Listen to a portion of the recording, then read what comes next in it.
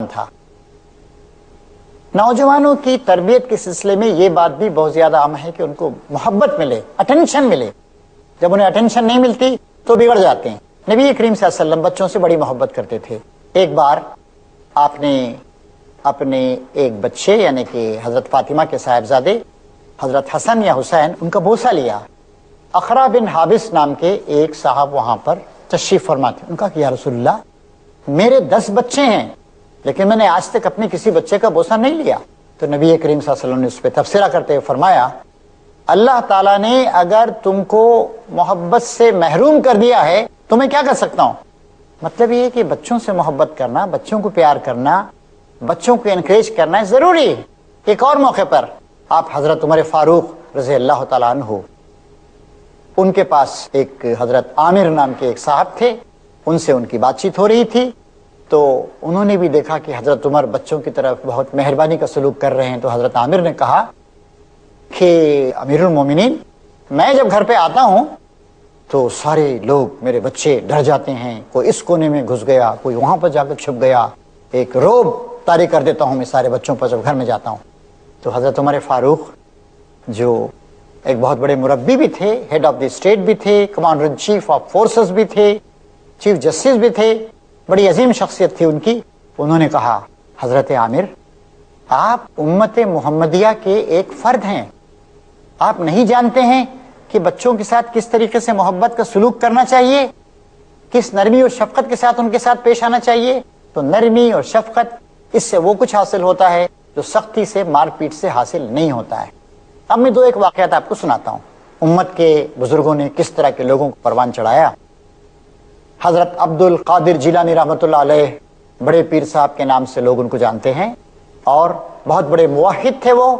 لوگوں نے ان کی طرف بہت ساری غلط باتیں، غلط روایتیں بھی منسوب کر دی ہیں، لیکن توحید کے بہت بڑے علم بردار تھے۔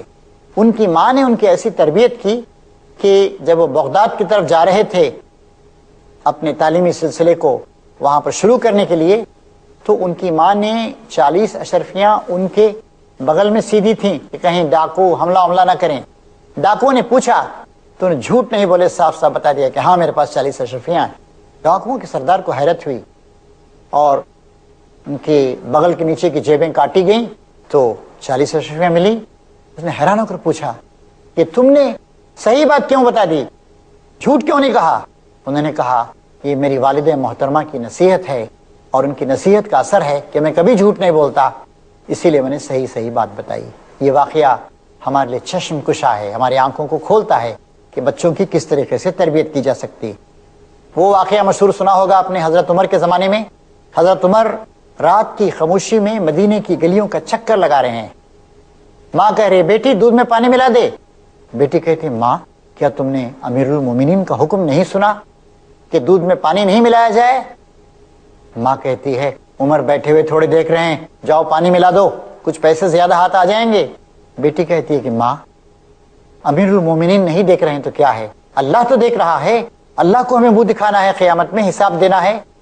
حضرت عمر اس بچی سے اتنے متاثر ہوتے ہیں کہ اس کے بعد اس کو بہو بنا کر اپنے گھر پہ لے آتے ہیں، اپنے بیٹے عاصم کی اس سے شادی کر دیتے ہیں۔ ایسا پاکیزہ ہمارا معاشرہ تھا اور ایسے اچھے بچے، ایسے اچھے لوگ ہمارے یہاں پیدا ہوئے۔ ایک اور واقعہ ہے، حضرت عبداللہ بن دینار وہ روایت کرتے ہیں کہ حضرت عمر رضی اللہ تعالیٰ عنہ ایک بار مدینے سے مکہ جا رہے تھے، راستے میں ایک چرواہا ملا۔ انہوں نے اس چرواہے کو آزمانے کے لیے کہا، لڑکا تھا کوئی، بھائی اس میں سے ایک بکری مجھے بیچ دو گے؟ نہیں بیچ سکتا ہوں۔ کیوں بھائی؟ نہیں میرے مالک کی ہے، امانت ہے۔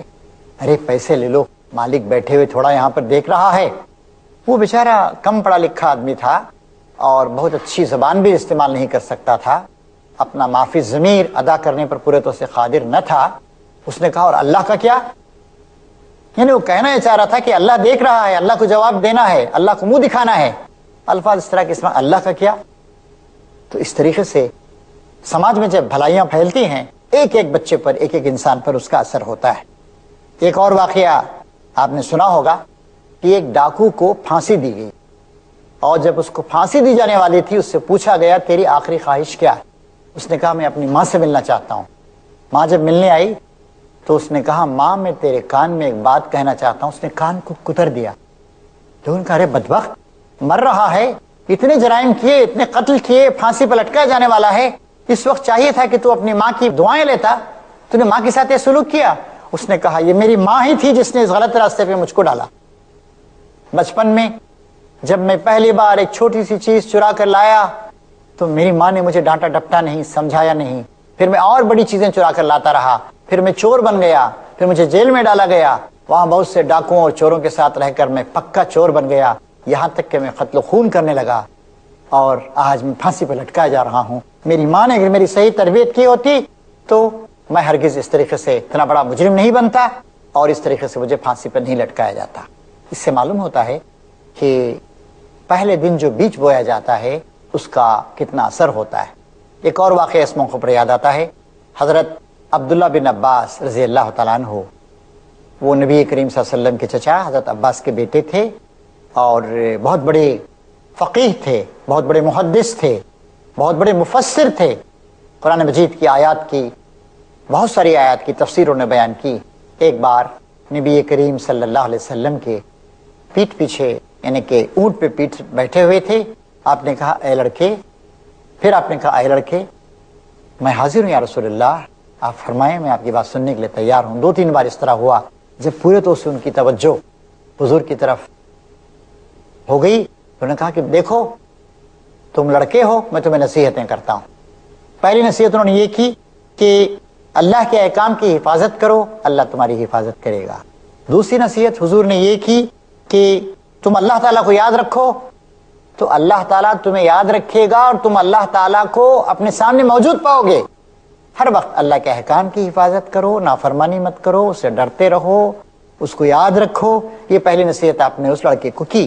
پھر فرمایا مانگو تو صرف خدا سے مانگو, کیونکہ اللہ تعالیٰ کے علاوہ کسی کے پاس کچھ نہیں ہے کہ تم کو عطا کر سکے. اور اگر اللہ تعالیٰ تمہیں دینا چاہے, ساری دنیا تمہاری مخالفت کرے, تب بھی اس چیز سے تم محروم نہیں ہوگے.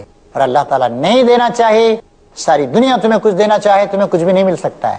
نبی کریم صلی اللہ علیہ وسلم اس طرح کی پاکیزہ باتوں کے ذریعے سے بچوں کی مسلسل تربیت کیا کرتے تھے. ہماری بھی ذمہ داری ہے کہ ہمارے بچوں کے سامنے اس طرح کی اچھی چیزیں آتی رہیں, قرآن مجید کی تعلیمات آتے رہیں, نبی کریم صلی اللہ علیہ وسلم کی پاکیزہ سیرت ان کے سامنے آتی رہے.